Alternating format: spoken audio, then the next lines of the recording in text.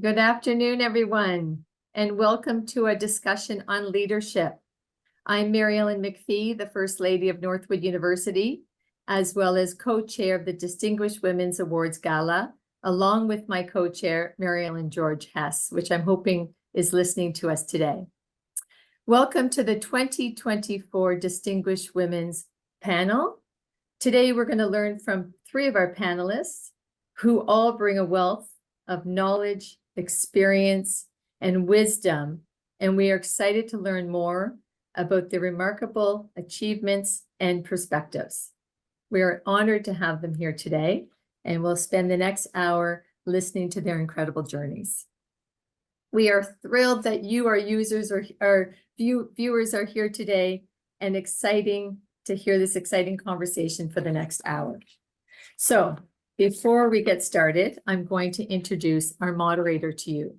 Our moderator is Dr. Lisa Fairburn. She's the Dean of the DeVos Graduate School of Management. DeVos is renowned for its focus on cultivating business leaders and entrepreneurs, and Dr. Fairburn has a key figure in this mission. Dr. Fairburn has been at Northwood University for 28 years as a professor and administrator. Dr. Fairburn has led the DeVos Graduate School for over 15 of those years.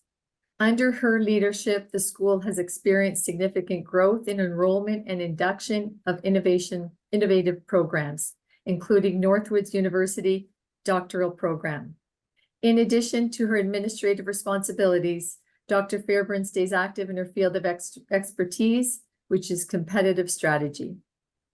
Dr. Fairburn remains deeply involved in various aspects of the university. She has completed her degree and doctoral studies at Michigan State University.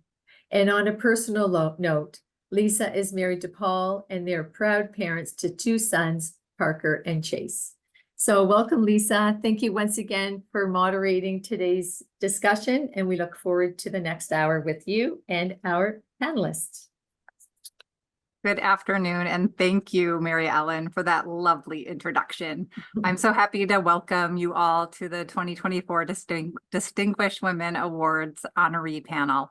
For almost 3 decades, I have had the privilege of engaging with countless Northwood students, giving invaluable insights into their aspirations, their challenges, and their perspectives.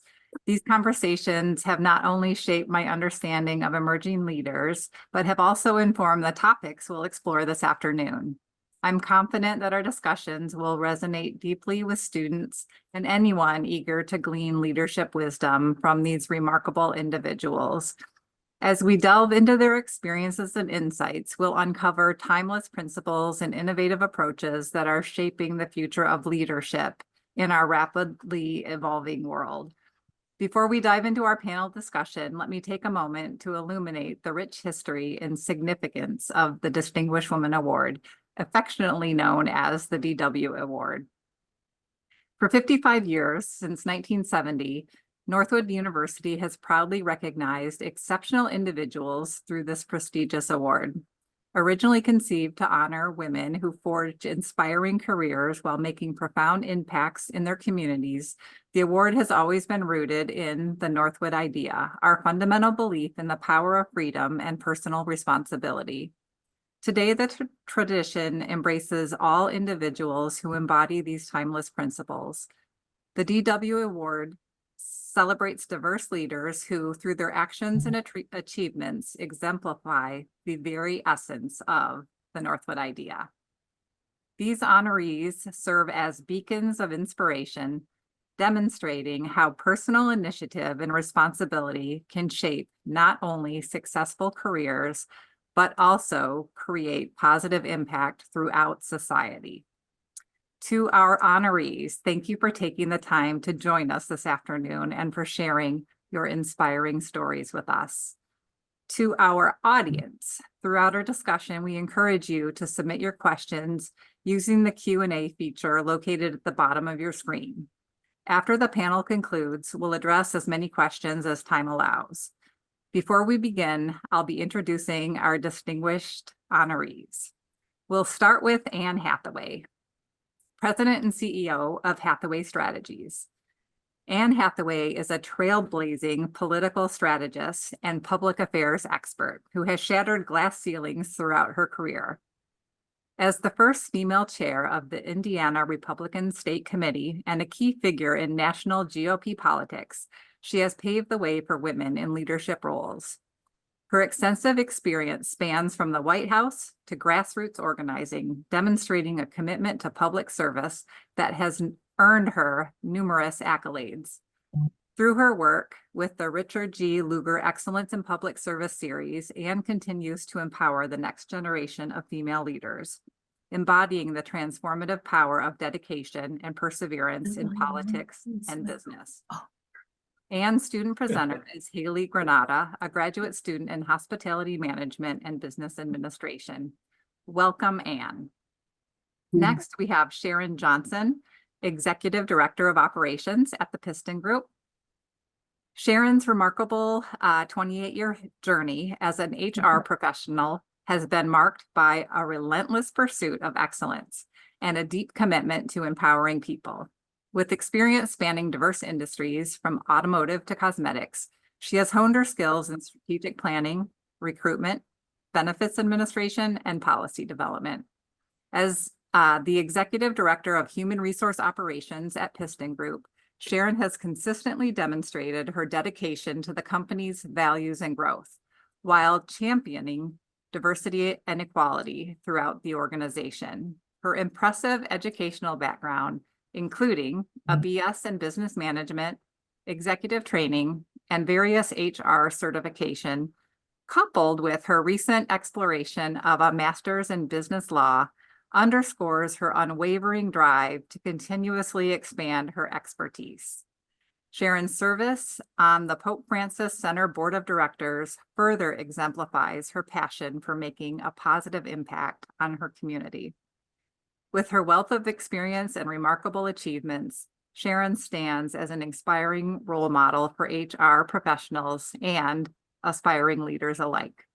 Sharon's student presenter is Julian Lee, class of 2026 BBA MBA in marketing. Welcome, Sharon. Thank you. Our next honoree is Mary Kissel. She's not able to join us today, but she's the Executive Vice President and Senior Policy Advisor for Stevens Incorporated.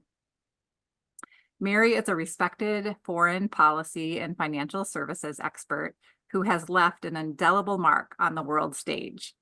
After a distinguished career at the Wall Street Journal, she leveraged her keen intellect and global perspective to shape U.S.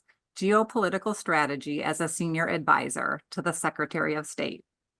Now, as Executive Vice President and Senior Policy Advisor at the prestigious Stevens Incorporated, Kissel continues to provide invaluable guidance, drawing on her unparalleled experience navigating complex international relations. Her board memberships and media presence further cement her status as a thought leader whose unwavering commitment to public service and strategic vision are truly inspirational. Mary's student presenter is Excellent Abikvi, a freshman studying finance. We look forward to hearing more about Mary's story at the gala. Next, we have Diane R. Maher. She is the President and Chief Strategy Officer at DP Fox Ventures. She's also the President and Chief Operating Officer at Fox Motor Group. Diane's remarkable career journey embodies the power of strategic vision and unwavering determination. As the President and Chief Strategy Officer of DP Fox Ventures, she has spearheaded the growth and diversification of the company's vast portfolio, from real estate and transportation to fashion and sports. Her exceptional leadership has been further demonstrated through her role as President and Chief Operating Officer of Fox Motors, where she has overseen the expansion of the automotive and power sports group to 43 locations across the Midwest. Diane's trailblazing spirit and financial acumen honed during her time at Deloitte have earned her numerous accolades, including recognition as one of the 50 fastest growing women-owned or led companies and a top influential leader in West Michigan. Diane's inspirational story serves as a testament to the transformative impact that can be achieved through a commitment to excellence and a passion for driving innovation. Diane's student presenter is Tommy Rutherford, a junior studying automotive aftermarket management. Welcome, Diane. Thank you. Our final honoree is Anne McBrien. She has another commitment this afternoon and isn't able to join us, but she is the former vice president of CBD Global Healthcare of Procter & Gamble and is the founder of AM Marketing and Sales Concepts. Anne's extraordinary journey embodies the power of resilience, the entrepreneurial spirit, and a steadfast commitment to mentoring others. Starting as a trailblazing sales executive at Procter & Gamble, she became the first woman in the company's 160-year history to be named an officer in sales. Undaunted by the demands of raising a family, McBrien strategically stepped back, only to later co-found a thriving personal care brand, Overtime. Her unwavering dedication to her alma mater, the University of Illinois, and her extensive community involvement, from serving on the board of a children's charity to the prestigious Heritage Classic Foundation, cement her status as a visionary leader who inspires others to reach new heights. Anne's remarkable career, marked by groundbreaking achievements and a relentless drive to give back, stands as a testament to the transformative impact of women in business and beyond. Anne's student presenter is Maddie Volker, a student who studied healthcare management for her undergraduate and is currently working towards her second master's degree while on the Northwood women's basketball team. We look forward to learning more about Anne at the gala. So thank you to all of these amazing honorees that are able to join us this afternoon, and we look forward to hearing from all of them at the gala. So let's get started. I'm going to start with my first question, and it's going to be for Anne Hathaway. Are you ready, ladies? We're ready. Okay. So to Anne Hathaway, at what moment in your professional journey did you say to yourself, I made it? Well, a couple thoughts. One, I'm not sure that we ever think we've made it. I think that the women on this panel are all women who are always seeking to do more, to learn more, to be engaged, and that we want to make a difference in what we do, and not only professionally, but personally and in our communities. I would say that making it is all in perspective, right? And that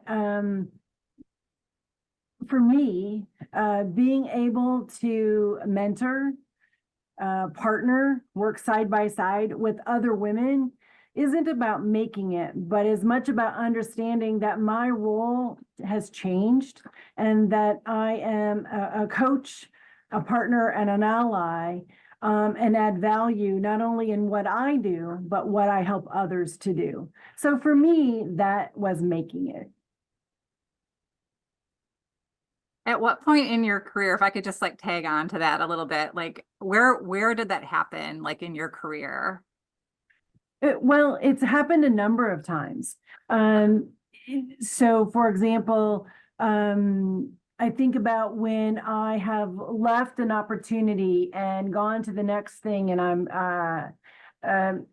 and not having to put together a resume, but people are coming to me with new opportunities. In addition to that,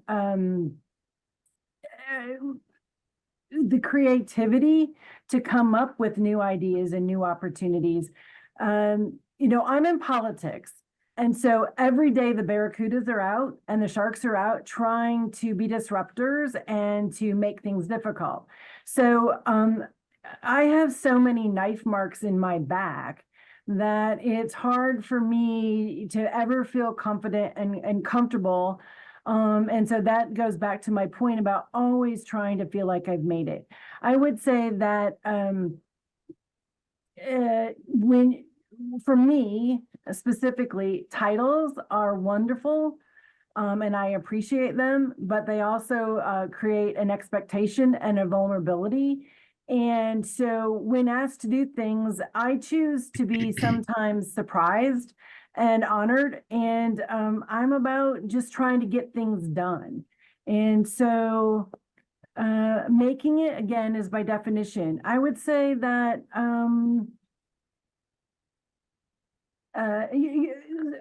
for example, I have on my wall a White House commission, which means that I was a commissioned officer in the White House for the Vice President of the United States.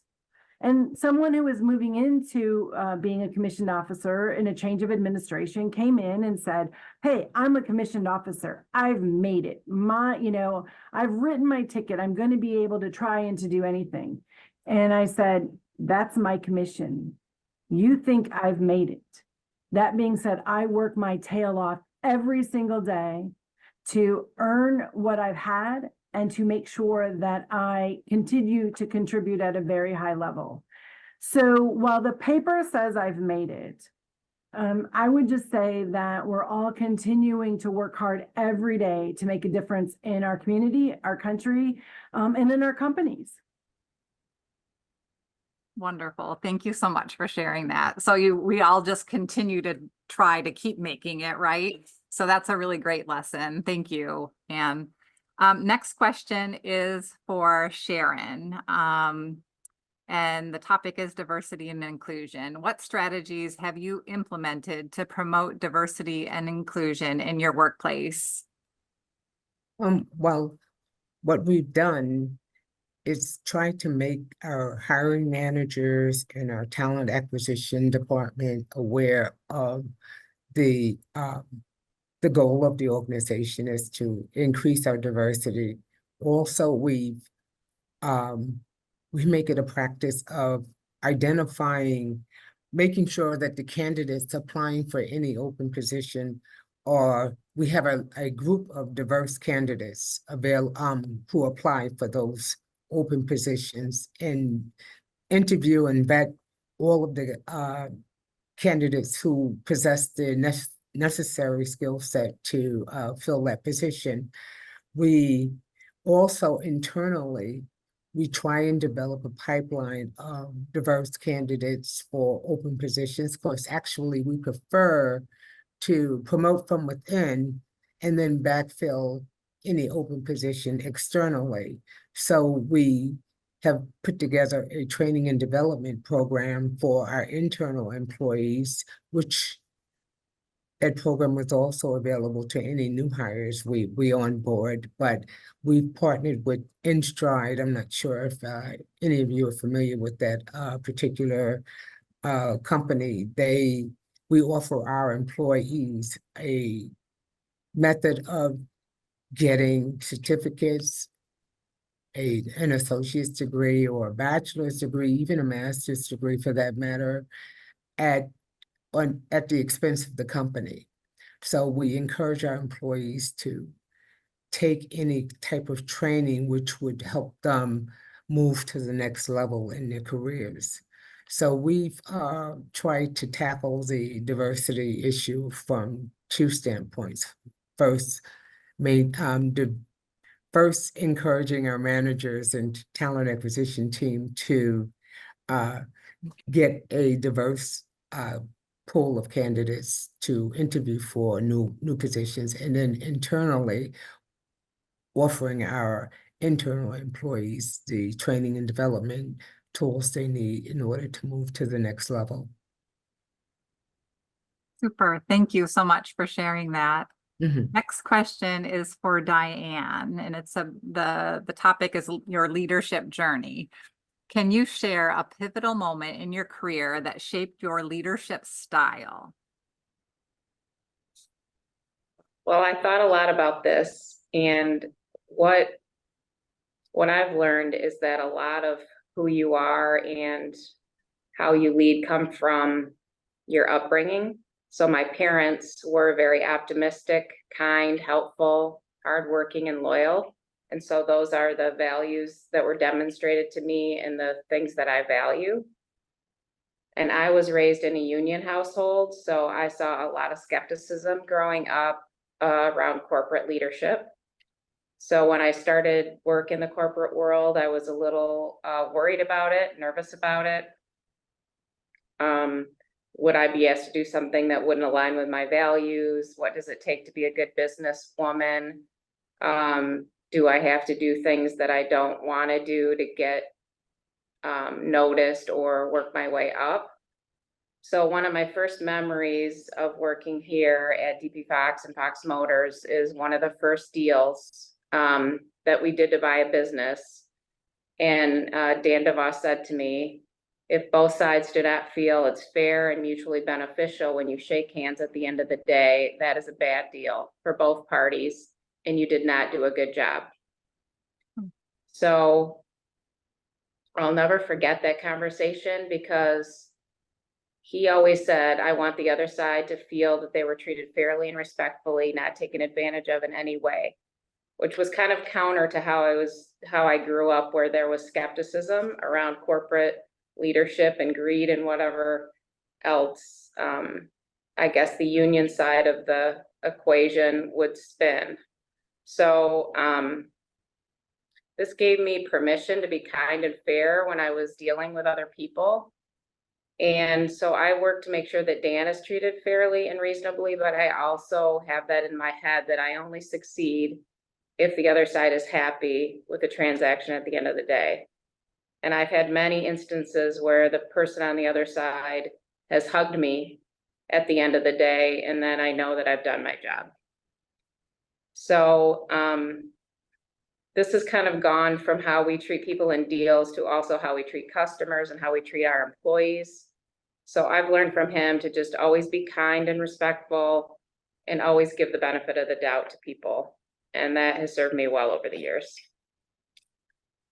That's a really powerful example. Thank you for sharing that. I have a question though, just like a follow-up question. So you have like two high profile roles in the two organizations. So you're president and chief strategy officer and president and chief operating officer. Are there any differences in the way you lead in those two organizations? Yeah, we're set up in kind of two different ways. We have the car and power sports business, which is kind of the majority of what we do in terms of revenues, employees, number of businesses. So in that role, I'm dealing with a lot of car business people, a lot of OEM contacts. I'm leading a lot of men.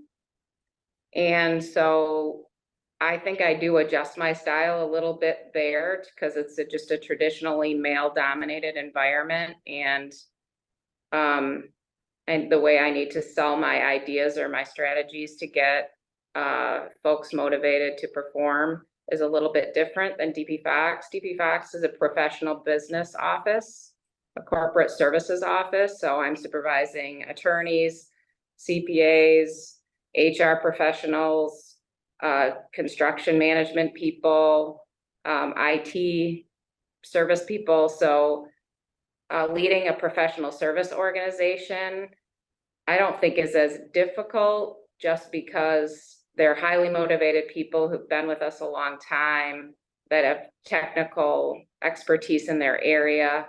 And so I do have to go from one to the other, and I feel like I do adjust my style based on, who I'm leading.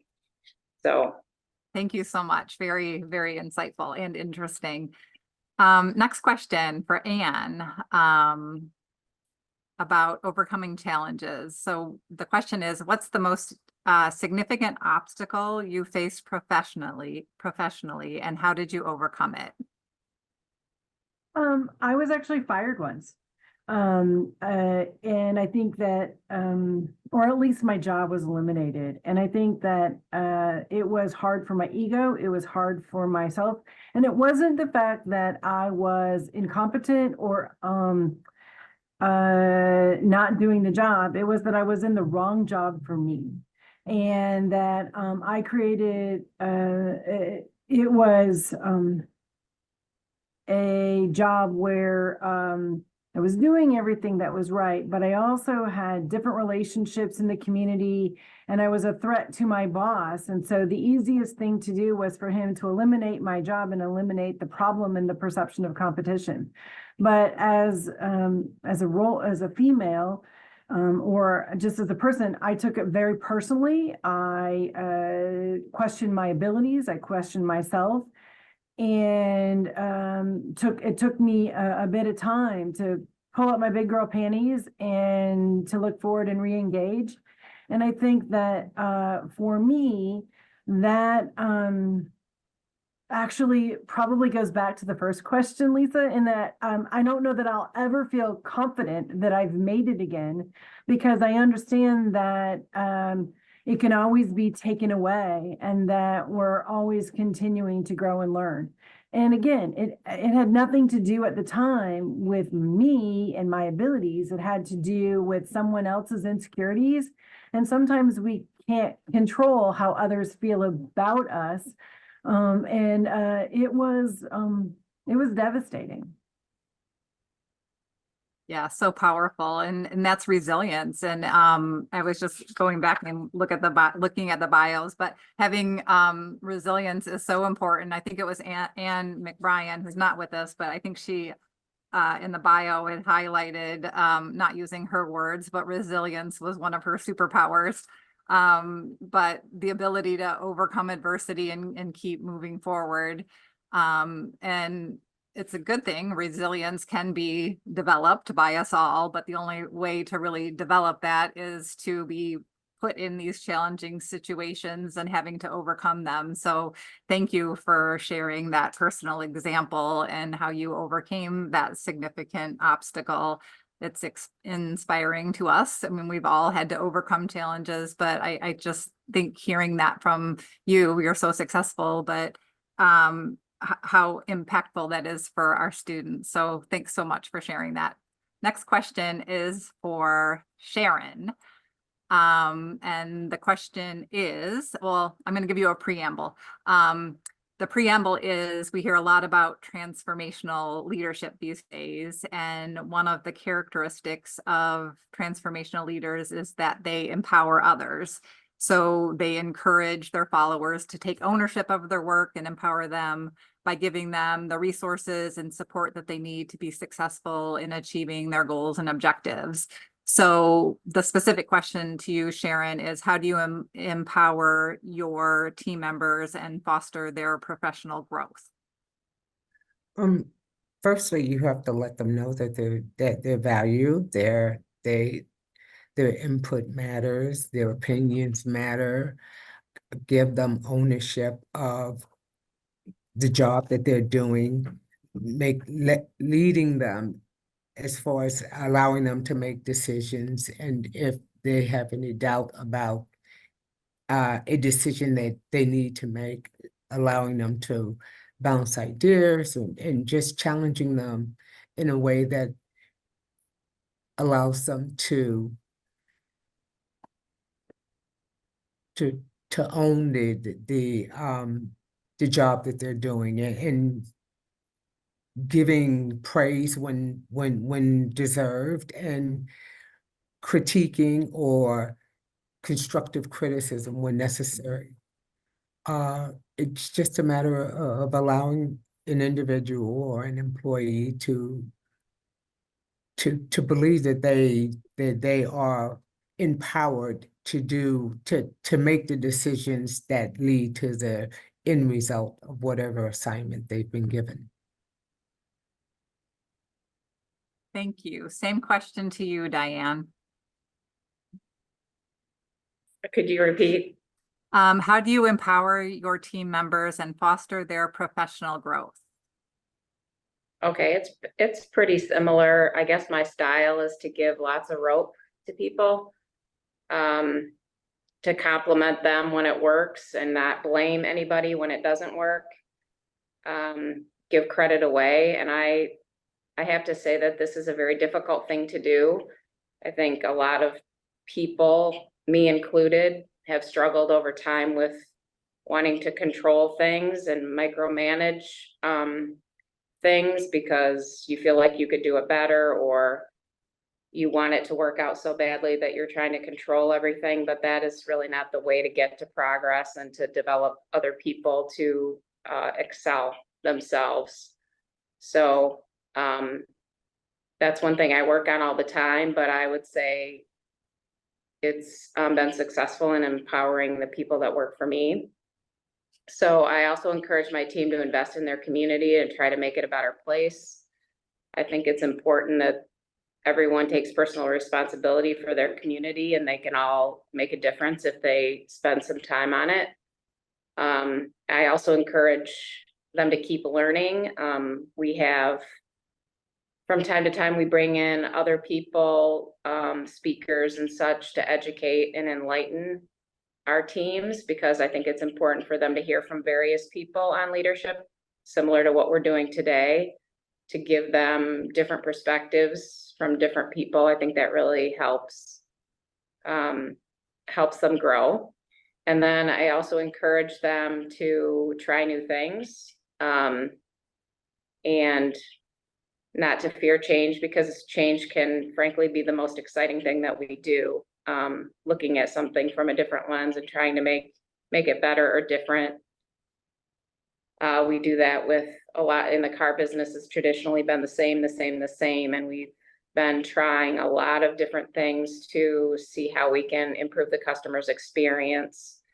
And I think that's the most exciting thing about the job, is trying something new and seeing if you can improve upon, you know, a long-standing practice in an industry that's been around forever. So.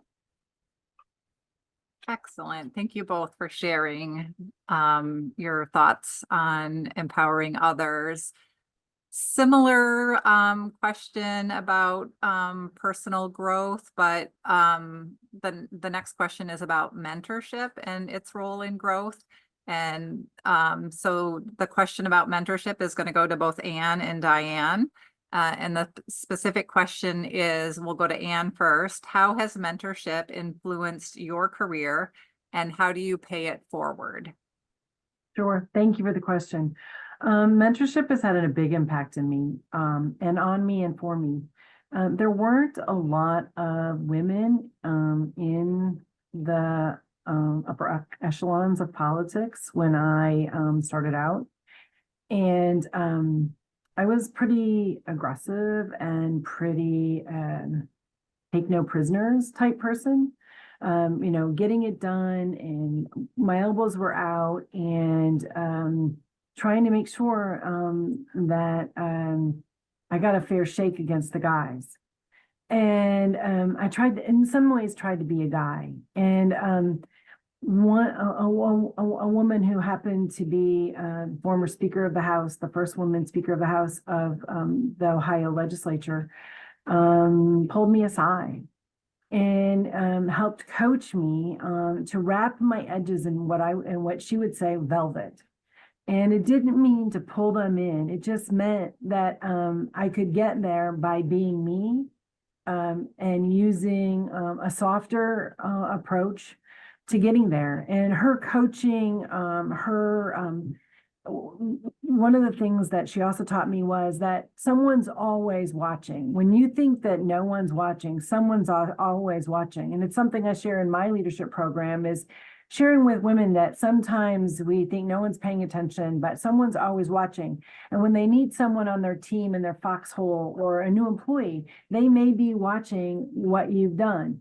And so she helped coach me to remember that someone was always watching me, and that how I handled situations would be something that people saw and would think about as they considered me for new opportunities, different opportunities, or as my career grew. And so all of those little tidbits that may not necessarily be big things, but they matter to help shape me. I've tried to write down, try to remember. In the Luger series, I try to share them. We take 20 women into a leadership program every year and help them to engage in public service and try to pass them along. In addition, anybody that ever asked me for coffee for lunch, I try to make time in my schedule to be there to listen, and to try to help them. And one of the things I learned early in my career is that often people gave me advice based on what was in their best interest for me. So for example, just this morning, someone, one of my team came in and said they were thinking about doing something. And I had to be very careful to remind them that while it wouldn't be in my best interest for them to take the next opportunity, they had to think about their career, where they wanted to be, what their goals were, where they saw themselves in 5 years. And so I always try to give advice based on what's best for the individual and not in my best interest. It doesn't, sometimes people gave me advice about being, encouraging me to take a job so I would be there to help them to accomplish their goals. And so just trying to get to know individuals, where they want to be, and help them along the path.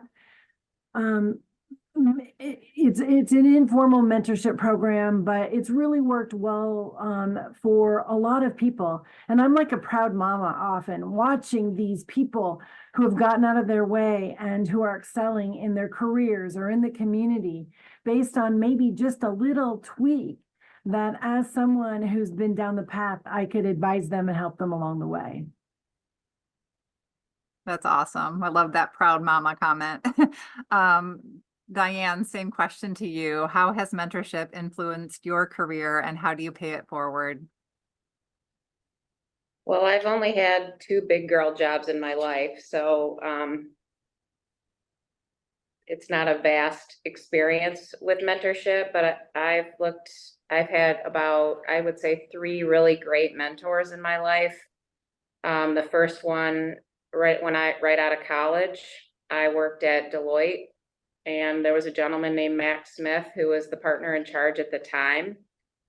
I started when I was 22 years old, and I'm from a small town, so all of this was kind of scary at the time.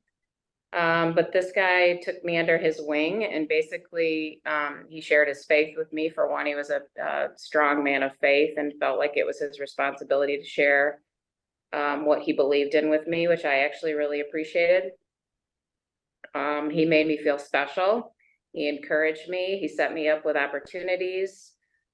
He believed in me and believed that I was special and helped me to believe in myself. So I think that's a really important thing, especially as a young professional, to see through someone else's eyes that, you have potential and you can be great. And it really charges you up, I think, as a young person.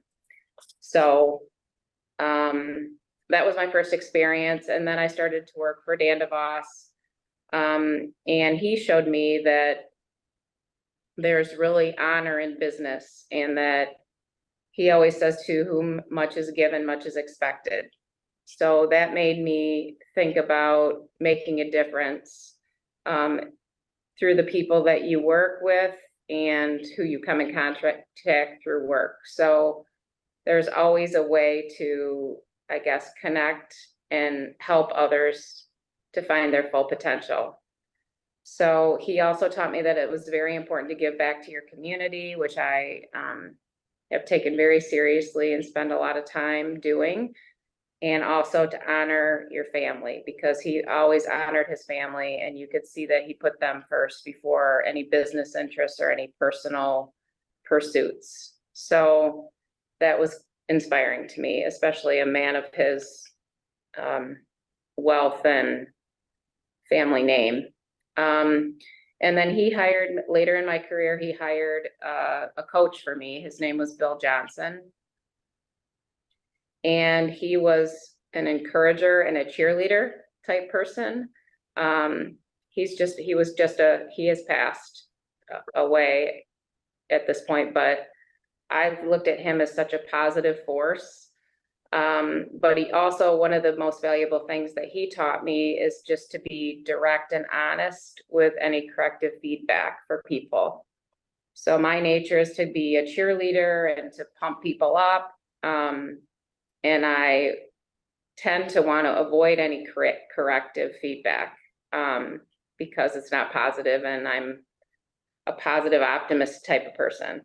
But he showed me that correction is kind and respectful, and that it can be delivered in a way that helps the person get to their full potential. So there's nothing wrong with being direct and helping people to correct themselves. And that's sometimes the moments where you're really helping someone the most, not just by being a cheerleader. So I try to employ all of this in my leading. I try to be positive. I try to encourage, to be honest and direct, to believe in people, and to trust them to do the right thing. Thank you both. Those were really powerful examples. So this morning I just did a little Googling and found a few additional interesting proof points. And one was that 90% of employees with a career mentor are happy at work. So that's kind of a big deal.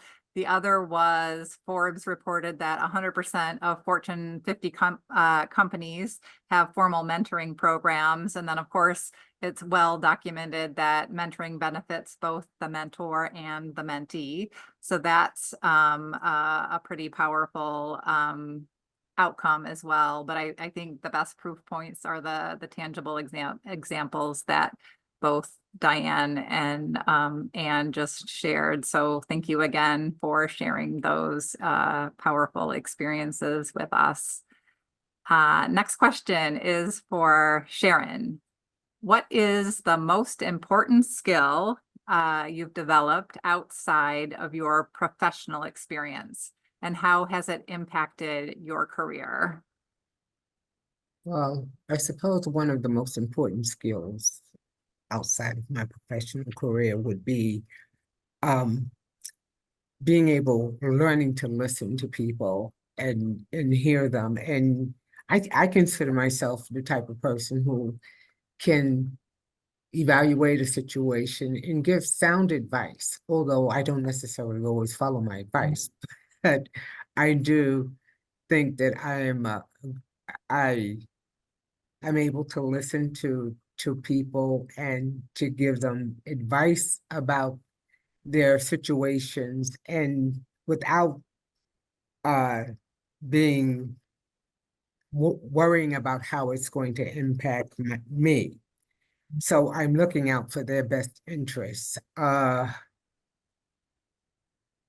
and also trying to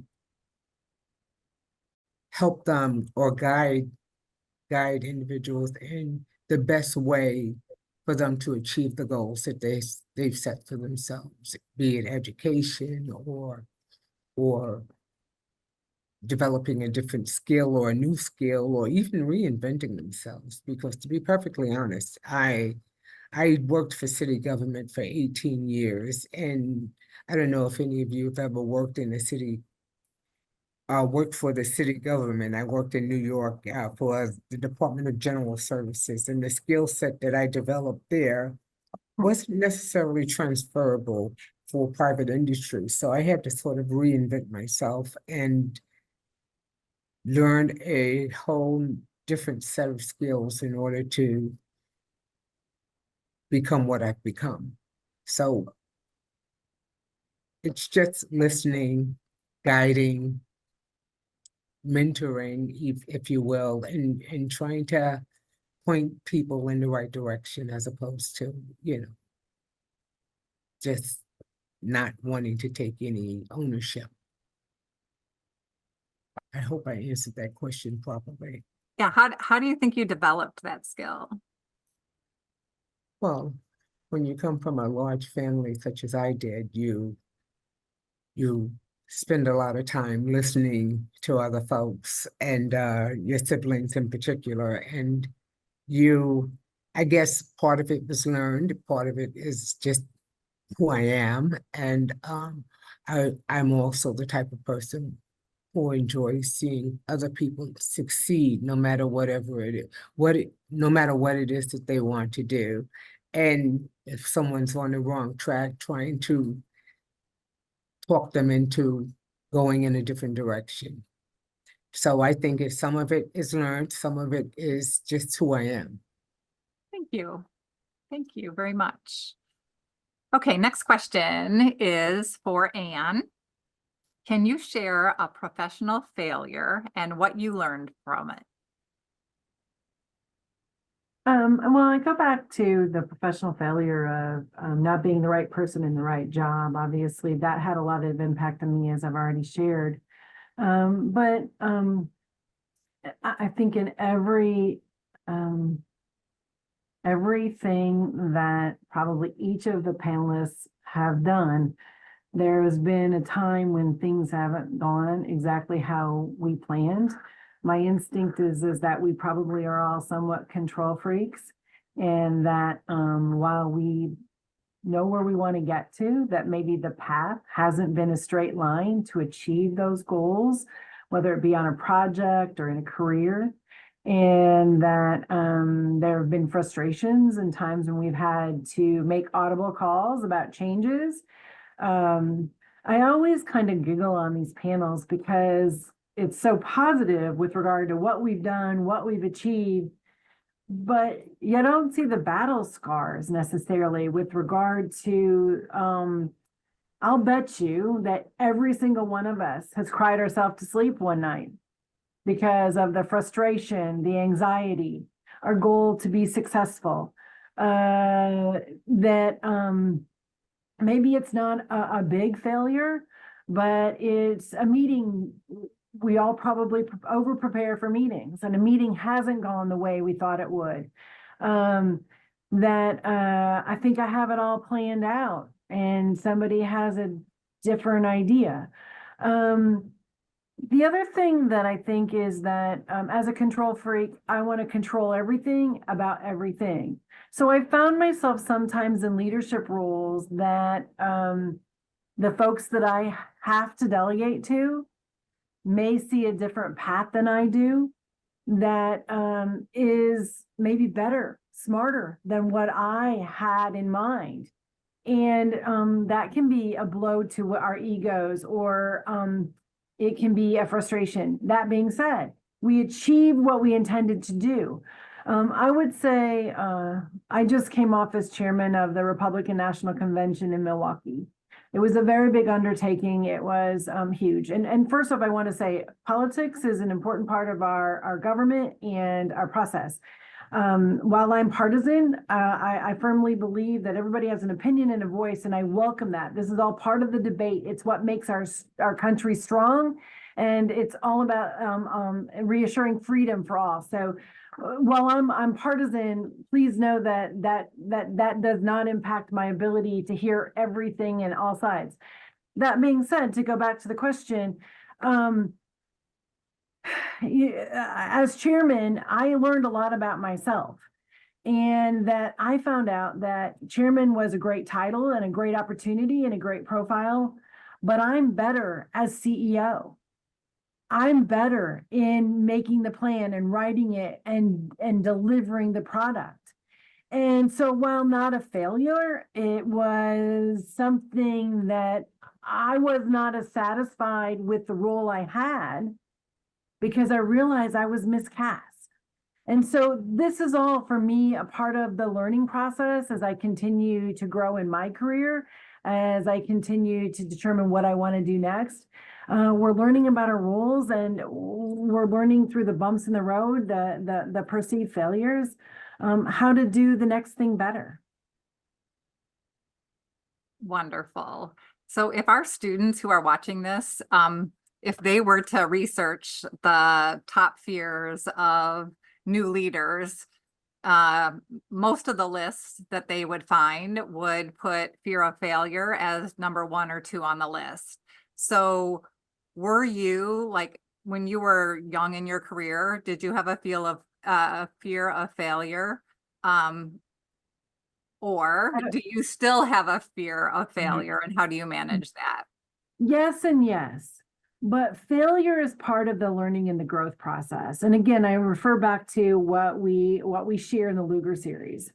If you're not willing to take risk and put yourself in the arena and to try, you're not going to have the opportunity to have the big successes and the options.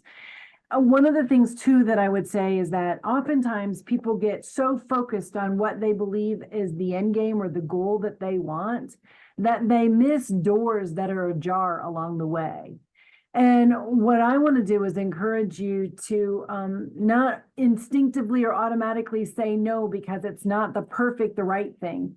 You know, women have an instinct to say, well, I'm not good enough. When I go out to recruit candidates, every woman I talk to says, oh, I'm not sure I'm the right person. Oh, I'm not sure I know enough. I'm not sure that I can do it. I'm not sure my Rolodex is next. I will tell you that there's not one man that I've ever sat down with to recruit to run for office who said any of those things. The men pull their shoulders back. They lean in and say yes, with less qualifications than the women. And that's true in so many things. And so I just would encourage you to take risk and understand that that it's not failure. It's really truly learning in order to be able to engage in the next opportunity based on what you've learned on the path. Wonderful. Thank you so, so much for that. We have a little bit of time left, so I am going to turn it back over to Dr. McPhee, and she's gonna cover a few questions that have been submitted by some of our students. So Dr. McPhee, it's all yours. Hello, everyone. It's a pleasure to listen to your stories. And what I tend to do when I'm hearing these wonderful, all of you speak and share your authenticity, I just took a few little notes, if that's okay, to segue into 3 questions. We're going to have 1 more each and short answers, I think, because we're about 9 minutes and we really pride ourselves on finishing on time. So I want to thank you, Lisa. Your moderation skills were outstanding to bring the richer conversation and to probe a little bit deeper because we're all having those questions ourselves. So thank you for doing that. And thank you all for your wonderful stories and authenticity, like reads throughout this room. So I do have some just little, I call them bon mots, and they're just captures of some of the things that all of you have said that will bring us back. And then I'm going to ask the 3 questions. So what we heard today was a lot of humility, a lot of honesty and authenticity, and in some words, some humor. So one of them was the barracudas are out, so watch out, which was a wonderful caption. And then I only succeed if the other side is happy at the end of the day. Like, aren't these beautiful thoughts that, you know, our students could put in their dorm rooms and look at over every day? Give credit away. Don't fear change. Give sound advice. And I think this was you, Sharon, but I don't necessarily share my sound advice. So again, honesty. And then, and we don't see our battle scars and we don't talk about our battle scars because we're afraid that we're going to be seen as lesser than. So I appreciate all those conversations that you shared with us.